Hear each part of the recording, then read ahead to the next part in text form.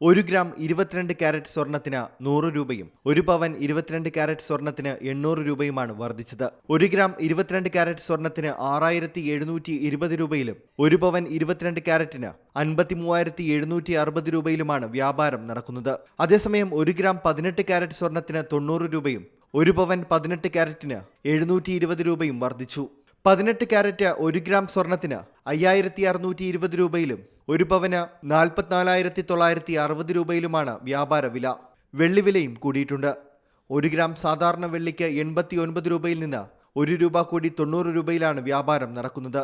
അതേസമയം 1 gram hallmark വെള്ളിക്ക് മാസങ്ങളായി 103 രൂപയിലും വ്യാപാരം തുടരുകയാണ്.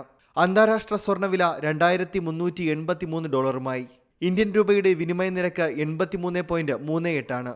24 കാരറ്റ് സ്വർണ്ണക്കട്ടിക്ക് ബാങ്ക് നിരക്ക് കിലോഗ്രാമിന് 75 ലക്ഷം രൂപയായി.